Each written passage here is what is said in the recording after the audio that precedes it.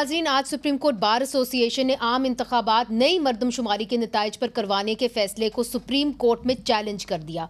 मुश्तरका मुफादात council के मरदमशुमारी नताइज को मंजूर करने के बाद आम इंतखाबात से पहले नई हल्का बंदियाँ करना एक आइनी ज़रूरत है। नई हल्का बंदियाँ करने की सूरत में खदशा है कि इलेक्शन मज़ीद कई माह तक ताख़ीर का शिकार हो सकते हैं। कौमी असम्बली को तहलील होने हुए अब तकरीबन नाज़रीन एक हफ्ता गुजर चुका है, लेकिन अभी तक इलेक्शन कमीशन ने हल्का बंदियों और इंतखाबात की तारीख के हवाले से कोई फैसला नहीं किया, कोई डेट नहीं दी। सियासी जमातों को ये भी खदशा है कि कहीं इंतखाबात गैर मुअय्यना मुद्दत तक तो मुलतवी ना हो जाएं। कल पाकिस्तान पीपल्स पार्टी के सेनेटर रज़ा रबानी ने इस हवाले से अपने खदशात का इजहार किया और सुप्रीम कोर्ट ऑफ पाकिस्तान में भी एक मुकदमे की समाअत के दौरान चीफ जस्टिस ऑफ पाकिस्तान ने इस्तफसार किया कि इलेक्शन कमीशन आम इंतखाबात कब करा रहा है। इस पर डीजी लॉ इलेक्शन कमीशन ने वाज़ेह जवाब देने से गुरेज किया। इसके साथ साथ इस पर भी बात करेंगे कि सदर पाकिस्तान ने कौमी असम्बली के इजलास से मंजूर शुदा कोई 12 या 13 जो हैं बिल्स वापस भेज दिए हैं। हमारे साथ हैं पाकिस्तान के जो मशहूर जर्नलिस्ट और एंकर पर्सन्स नसीम ज़हरा साहिबा, सीनियर सहाफ़ी हैं, तज्ज़ियाकार हैं और ये चैनल 24 पर नसीम ज़हरा और पाकिस्तान के नाम से अपना बड़ा ही उम्दा शो जो है वो एंकर करती हैं। हामिद मीर साहब किसी भी तारुफ के मोहताज नहीं हैं, सीनियर सहाफ़ी हैं, तज्ज़ियाकार हैं और इनका बड़ा एक मशहूर प्रोग्राम है जियो न्यूज़ पर, कैपिटल टॉक, वो भी हमारे साथ मौजूद हैं। आपका भी बहुत बहुत शुक्रिया। सबसे पहले नसीम ज़हरा साहिबा, आपकी जानिब आती हूँ। ये जो डीलिमिटेशन का मामला आ गया है, कई लोग अपनी पिटिशंस लेके सुप्रीम कोर्ट चले गए हैं कि जो आपने हल्का बंदियाँ जो की हैं और जो इलेक्शन कमीशन कर रही है वो किस जवाज़ पे कर रही है, आपने तो हमें बताया ही नहीं कि क्या जवाज़ है। और उन्होंने ये भी कह दिया कि चूँकि आप हमें जवाज़ नहीं बता रहे, इसका मतलब ये है कि आपको इंस्ट्रक्शंस कहीं और से आ रही हैं, अब अपना माइंड जो है ख़ुद इस्तेमाल नहीं कर रहे। तो आपका क्या ख्याल है कि इलेक्शन कमीशन की खामोशी, साथ साथ उनकी इस तरह हल्का बंदियाँ करना, उसका चैलेंज होना, कब होंगे इलेक्शंस? देखिए, इलेक्शंस, ये तो बात बड़ी क्लियर है कि फरवरी तक तो किसी सूरत नहीं होते दिखाई देते। उसके बाद अब ये जो मामलात आपने जिनका जिक्र किया है, साथ साथ एक नया मामला भी ले आए हैं सुप्रीम कोर्ट में, मेरा ख्याल है बार लेके आए कि जैसे भी आपने बयान किया कि काउंसिल ऑफ कॉमन इंटरेस्ट जो है वो अनकॉन्स्टिट्यूशनली वो फंक्शन कर रही थी, क्योंकि उसमें जो कोरम था वो पूरा नहीं था, क्योंकि केयर टेकर जो हैं चीफ मिनिस्टर्स वो नहीं रिप्रेजेंट कर सकते प्रोविंस को। तो वो एक और सिलसिला अब देखें कि खुल गया, एक और यानी कि बिगाड़ जिसे कहें और प्रॉब्लम्स जिसे कहें वो आइडेंटिफाई होते जा रहे हैं। तो मेरा ख्याल है कि ये दिस इज एनीबॉडीज गेस, लेकिन जो हम सुनते हैं उससे तो लगता है, ये कहा जाता है कि जी अंदर खाने के ये लंबा ही चलेगा जो मामला है। और देखिए, जैसे हम देख रहे हैं पिछले 2 साल से कि कहाँ कुछ जाता है, होता कुछ और है। तो मेरा ख्याल है कि ये इस पे कुछ नहीं कहा जा सकता कि फरवरी के बाद कब होंगे, लेकिन ये तो बात सबके सामने है और बड़ी क्लियरली कह दी गई है कि फरवरी तक तो नहीं होता।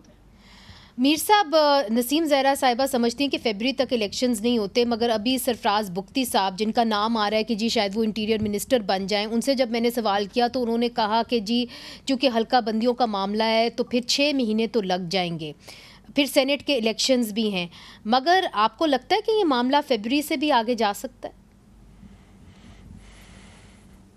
देखें, अब एक तो वो पोजीशन है ना जो नसीम ज़हरा साहबा ने बताई है, वो तो बतौर एक सहाफ़ी के या एक एनालिस्ट के अपना एक ओपिनियन दे रही हैं, और मैं भी काफ़ी अरसे से ये कह रहा हूँ कि लगता नहीं है कि इलेक्शन जो है वो अपने टाइम पे होगा।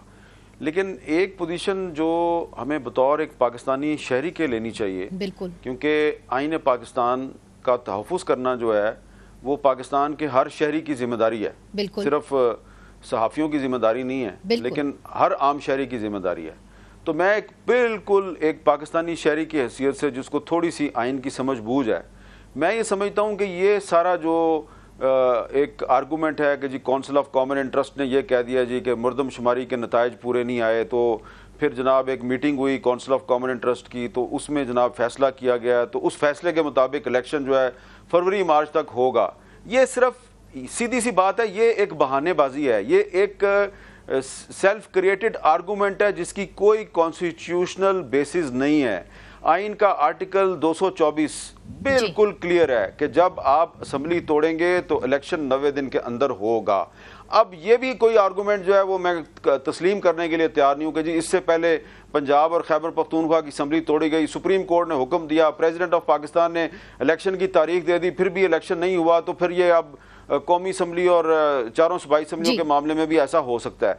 देखें ये जो है ना 2023 जो है ये और अगस्त का महीना ये आईने पाकिस्तान के 50 साल पूरे हो रहे हैं। ये आईने पाकिस्तान की 50वीं सालगिरह का महीना है। आईने पाकिस्तान की 50वीं सालगिरह का ये टाइम गुजर रहा है इस वक्त। 14 अगस्त को 50 साल पूरे हो गए।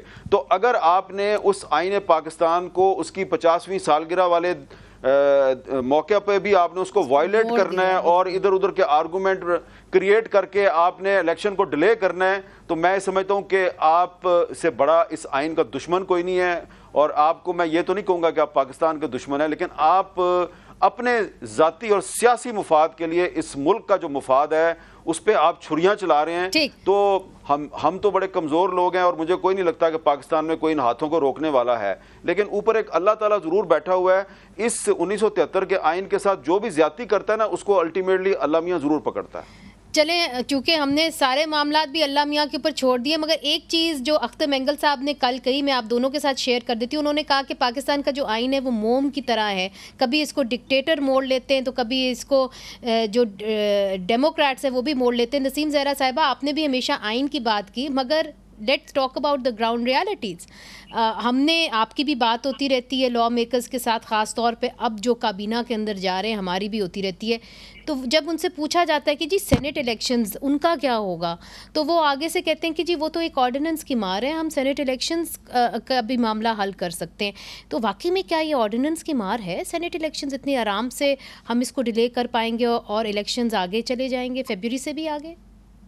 देखिए, मेरा ख्याल है मुनीज़, इसमें कोई डाउट नहीं है। मेरा ख्याल है कि एक तो होता है ना जब मार्शल लॉ आता है और आइन को आप बिल्कुल साइड पे फेंक देते हैं मिलिट्री डिक्टेटर्स, और एक जो अब हम देख रहे हैं इसकी मुझे नहीं कोई नजीर मिलती। जिस तरह से आइन तोड़ मोड़ के कभी कुछ देखे ना, इस वक्त जो बात है ये तो बड़ी क्लियर है कि कई क्वार्टर्स में ये एक थिंकिंग है कि इलेक्शंस की अभी जरूरत नहीं है, कि कुछ पॉलिटिकल इंजीनियरिंग करनी है उसके बाद इलेक्शन होंगे।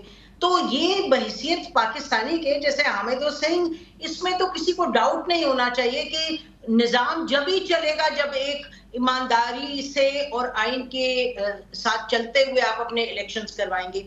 हम बात कर रहे हैं कि कौन सी ताकतें बज़ाहिर लगता है इलेक्शन नहीं चाहती। अच्छा, अब सवाल ये है कि उसको काउंटर करने के लिए क्या है। उसको काउंटर करने के लिए एक तो अब एक नए चीफ जस्टिस आएंगे, उनका क्या रोल होगा, उसके बाद जो सियासी जमातें हैं उनका क्या रोल होगा। यानी कि अब मुझे कहते हुए कि सिविल सोसाइटी लफ्ज बड़ा ना, it's neither here nor there, लेकिन आवाजें क्या उठेंगी माशरे में से। तो ये देखिए ना, व्हाट विल काउंटर ये बड़ा आपने अहम नुक्ता उठाया और मुल्क की जो इस वक्त सूरत हाल है उसके ऊपर बातचीत हो रही है। हामिद मीर साहब, जो नसीम ज़हरा साहिबा ने बात की, उन्होंने ये कहा कि देखिए अगर आप इलेक्शंस डिले करेंगे तो फिर ये देखना ज़रूरी होगा कि सियासी जमातें कैसे रिएक्ट करेंगी। एक नई चीफ जस्टिस साहब आ रहे हैं, काजी फ़ाइज़ ईसा साहब, वो कैसे रिएक्ट करेंगे। मगर आपने अभी हाल ही में देखा होगा कि शानदाना गुलजार शहरियार अफरीदी को अदालतों ने रिहा कर दिया, फिर परवेज़ इलाही के हवाले से भी कुछ अच्छी खबर आ रही है, शायद उनको भी रिहा कर दिया जाए या इस मामलात इस तरफ जाना शुरू हो गए हैं। आपको क्या लगता है कि ये जब से निगरान हुकूमत आई है और उन्होंने भी अच्छा एक लेटर लिखा है शाह महमूद कुरैशी साहब ने निगरान हुकूमत को, कि हवाओं का जो रुख है वो शायद तब्दील हो जाए PTI के लिए? नहीं, ये शाह महमूद कुरैशी साहब को गलत फहमी है। शायद उनको ये उम्मीद है कि बैलेंस करने के लिए निगरान हुकूमत जो है वो सिर्फ तहरीक इंसाफ को रगड़ा नहीं लगाएगी, थोड़ा सा मुस्लिम लीग नून और पीपल्स पार्टी को भी रगड़ा लगाएगी।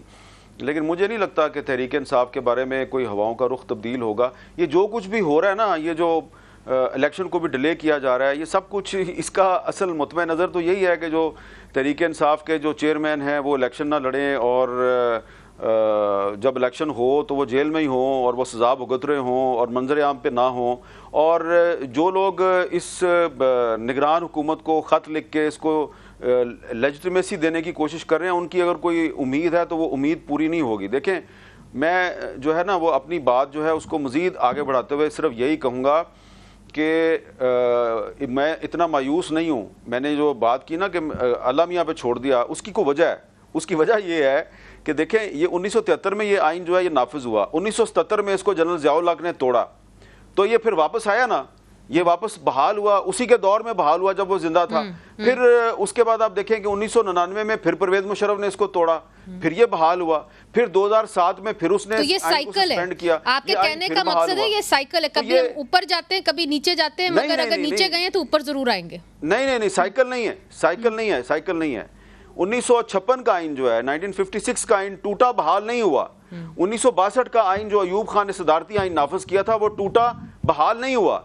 लेकिन 1973 का आइन बार बार बहाल इसलिए होता है कि ये एक इलेक्टेड असेंबली ने इस आइन को मंजूर किया, इसके पीछे अवाम की ताकत है, इसको हुकूमत और opposition prime minister Zulfikar Ali Bhutto और उस वक्त के ऑपोजिशन लीडर वली खान साहब ने, मौलाना मुफ्ती महमूद साहब ने, सबने मिलकर इसको पास किया हुआ है। और ये दोबारा आइन बन नहीं सकता, इसलिए ये वापस आएगा और ये बहाल होगा। मगर जो इमीडिएटली जो चीजें होंगी, नसीम ज़हरा साहिबा, उनको भी तो देखना होगा। कल अख्तर मेंगल साहब ने ये कहा कि बहुत से ऐसे सियासतदान हैं जो बहुत नाराज हैं, जो केयर टेकर गवर्नमेंट आई है, ख़ास तौर पे जो केयर टेकर वज़ीर आज़म आए हैं, उस हवाले से बहुत नाराज़ हैं, खुश नहीं हैं और बहुत जल्दी वो रोएंगे। तो आपने जो पॉइंट उठाया कि जी सियासतदान फिर क्या करेंगे अगर इलेक्शंस डिले हों, लेट्स से कि नवंबर से आगे चले जाएं ये इलेक्शंस, तो पाकिस्तान पीपल्स पार्टी का क्या रोल आप देखती हैं, पाकिस्तान मुस्लिम लीग नून का आप क्या रोल देखती हैं?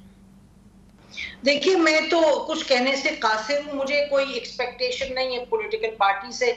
जिस तरीके से बिल्स इन्होंने पास करवाए वो भी मेरा ख्याल है ये एक कोई CBM भेजा इन्होंने पावरफुल क्वार्टर्स में, हर एक को हर बिल पास कराया। आप देखें ना वो जो बिल पास करवाए उनमें बिलों में क्या था, और यानी इंसानी हकूक के हवाले से क्या था, आइन के हवाले से क्या था, इदारों के रूल के हवाले से क्या था, तो वो तो एक बड़ी मजायका खेज बात है। अगर इतनी सीरियस बात ना होती तो उस पर हम हंसते।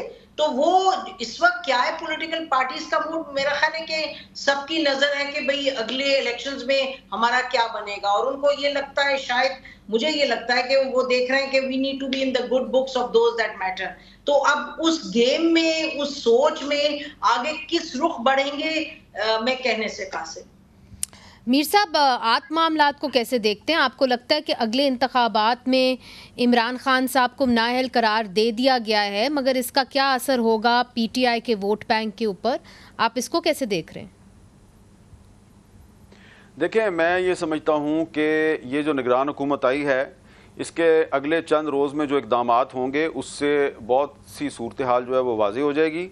और ये निगरान हुकूमत जो है इसके बारे में जो लोगों के ख़दशात हैं, मैं समझता हूँ कि वो बड़े दुरुस्त ख़दशात हैं, और इसको पाकिस्तान में मुसल्लत करने की ज़िम्मेदार जो है वो मुस्लिम लीग नून भी है, पीपल्स पार्टी भी है, और इनके तमाम इत्तेहादी बशमूल अख्तर मेंगल साहब की पार्टी, वो सारे इसके ज़िम्मेदार हैं।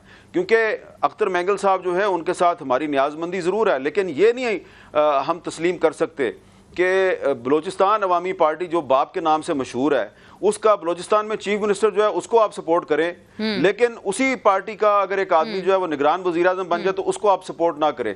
तो इसलिए मैं समझता हूँ कि वो जो कह रहे हैं वो यकीनन वो अच्छी तरह जानते हैं अनवारुल्लाह काकड़ साहब को। उन्होंने पहल कर दी है अपने तहफ़्फ़ुज़ात का इजहार करके, और बहुत से लोग मज़ीद भी तहफ़्फ़ुज़ात का इजहार करेंगे। लेकिन जब तारीख लिखी जाएगी तो उसमें यह कहा जाएगा कि जो लोग इस निगरान हुकूमत को पाकिस्तान में मुसल्लत करने के ज़िम्मेदार थे, उसमें शहबाज शरीफ और बिलावल भुट्टो जरदारी साहब के साथ उनके जो 13 इत्तेहादी जमातें थीं बशमूल अख्तर मेंगल साहब की पार्टी के, ये सारे के सारे ज़िम्मेदार हैं। और मुझे लगता है कि आने वाले वक्त में जब भी इलेक्शन होगा तो वो पाकिस्तान की तारीख का मुतनाज़ा तरीन इलेक्शन होगा, और उस इलेक्शन के बाद तमाम सियासी जमातें जो हैं उनकी साख मजरू होगी। उसकी क्या वजह है? चूंकि इमरान खान साहब को नाअहल करार दे दिया गया है, इसलिए, या उनकी पार्टी को लेवल प्लेइंग फील्ड नहीं दी जाएगी? नहीं, ये तो पहली दफ़ा तो कोई पाकिस्तान में जो सियासतदान है उसको नाअहल करार नहीं दिया गया। जब 2018 में जब इलेक्शन हुआ था तो तहरीक इंसाफ को जितवाने के लिए नवाज शरीफ को नाअहल करार दिया गया था, उनको जेल में रखा गया था। अब वही हिस्ट्री जो है वो तहरीक इंसाफ के बारे में दोहराई जा रही है। लेकिन मैं ये इसलिए कह रहा हूं कि ये जो दो पार्टियां बनाई गई हैं पिछले 3 महीने में, इस्तेकाम पाकिस्तान पार्टी और तहरीक इंसाफ पार्लियामेंटेरियन, ये आने वाले दिनों में जो लोग इन पार्टियों में शमूलियत इख्तियार करेंगे तो ये तहरीक इंसाफ और मुस्लिम लीग नून और पाकिस्तान पीपल्स पार्टी, इन तीनों जमातों का पता साफ करने की कोशिश होगी और एक जैली तरीके से इन दो पार्टियों को आगे लाने की कोशिश की जाएगी, जिसकी वजह से पूरे का पूरा इलेक्शन का प्रोसेस मुतनाज़ा हो जाएगा। नसीम ज़हरा साहिबा, डू यू अग्री? और इसके अंदर एक और सवाल भी जोड़ देती हूँ कि आप सदर के रोल को कैसे देख रही हैं, चूंकि उन्होंने कोई दर्जन जो है बिल्स वापस तो किए हैं, वो क्या रोल अदा करेंगे?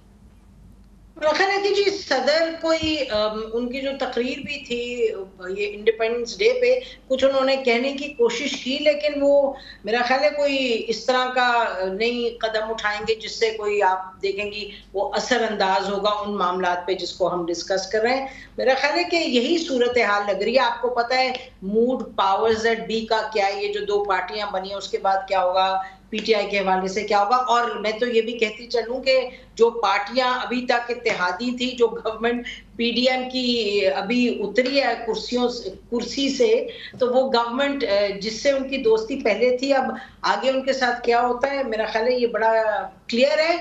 इसलिए मैं फिर रिपीट करती हूँ कि जो सुप्रीम कोर्ट की तरफ देखेंगे, देखते हैं वहां क्या होता है। ये बड़ी अहम बात आपने की है कि वाकई में वी कांट से कि सुप्रीम कोर्ट में क्या होगा। मगर हामिद मीर साहब, चूँकि आप कई अरसे से, नसीम ज़हरा साहिबा भी, आप भी यहाँ पे सहाफ़त करते आए हैं, आपकी क्या असेसमेंट है? इलेक्शंस जो हैं क्या 2023 में हो जाएंगे keeping ground realities in mind, या 2024 फरवरी में होंगे जिस तरह के राजा रियाज साहब वादा कर रहे हैं? मैं राजा रियाज साहब की बात को ज़्यादा अहमियत नहीं देता। मैं सिर्फ ये समझता हूँ कि जो पाकिस्तान का आइन कहता है आर्टिकल 224 कि इलेक्शन 90 दिन में होना चाहिए, वो होना चाहिए। लेकिन ये बात दुरुस्त है कि मुश्किल है, 90 दिन में इलेक्शन नहीं होगा। और कुछ लोग कहते हैं कि जी 6 महीने तक भी डिले हो सकता है। इसमें ये चीज़ जो है वो हमें ज़हन में रखनी चाहिए कि बहुत से लोगों को नए चीफ जस्टिस काजी फायज़ ईसा से बड़ी उम्मीदें वाबस्ता हैं। मैं शायद उन चंद लोगों में शामिल हूँ जिन्होंने जब काजी फायज़ ईसा साहब के ख़िलाफ़ तहरीक इंसाफ की हुकूमत ने रेफरेंस फाइल किया था तो मैंने उनकी बड़ी हमायत की थी, लेकिन एक असूल की बुनियाद पे की थी। लेकिन मुझे सितंबर के बाद काजी फायज़ ईसा साहब से कुछ ज़्यादा उम्मीद नहीं है, इसलिए कि जब वो बलूचिस्तान हाई कोर्ट के चीफ जस्टिस थे तो उस वक्त जो उनका तर्ज अमल था और फिर उसके बाद भी कुछ फैसलों में जो उनका तर्ज अमल देखा जाए तो उसमें ऐसा लगता है कि समटाइम्स उनका बहुत से केसेस में उनका जो एक जो मामला है उसमें ज़ाती पसंद और नापसंद बड़ी हावी हो जाती है। और ख़ास तौर पे यकीनन कॉन्स्टिट्यूशनल इश्यूज़ पे उनका एक स्टैंड तो बहुत अच्छा है, लेकिन मीडिया फ्रीडम के हवाले से जब वो बलूचिस्तान हाई कोर्ट के चीफ जस्टिस थे तो उन्होंने कुछ ऐसे फैसले किए जो कि बतौर एक सहाफ़ी जो हैं वो हम उनको सपोर्ट नहीं कर सकते। लिहाजा मैं वक्त का इंतज़ार करूँगा, मुझे कोई उनसे ज़्यादा उम्मीद नहीं है। ठीक है नसीम ज़हरा साहिबा, बड़ा मुख्तसर सा, आप इलेक्शंस कब होते हुए देख रहे हैं keeping ground realities in mind? वो तो आप दुरुस्त कह रहे हैं कि होना चाहिए 90 दिन के अंदर और होना भी चाहिए, मगर कब देख रही हैं? जी किसी सूरत 2023 में नहीं होंगे, 2024 में शायद होंगे। बहुत बहुत शुक्रिया नसीम ज़हरा साहिबा, आपने में ज्वाइन किया। हामिद मीर साहब, और दोनों का ये कहना था कि इलेक्शंस जो हैं वो आइन के मुताबिक होने चाहिए, मगर ग्राउंड रियलिटीज़ को अगर देखें तो ऐसा लग रहा है कि इलेक्शंस इस साल तो नहीं होंगे। और दुआ ये है कम अज़ कम कि अगले साल जो हैं फरवरी के अंदर, जिस तरह राजा रियाज साहब कह रहे हैं, इलेक्शंस हो जाएं ताकि पाकिस्तान के अंदर पॉलिटिकल स्टेबिलिटी आ सके। हमने देखा है कि पाकिस्तान के सिर्फ माशी हालात तो नहीं संभालने, और बहुत सारे मामलात हैं हमारे और बहुत सारे मसले हैं। आज जिस तरह के 5 गिरजा घरों को जड़ावाला के अंदर नजर आतिश किया गया है, वो भी मसाइल हैं, उनको भी देखना होगा। और जब तक सियासतदान नहीं आएंगे, कमान नहीं संभालेंगे, तब तक सियासी मामलात हल नहीं हो सकेंगे।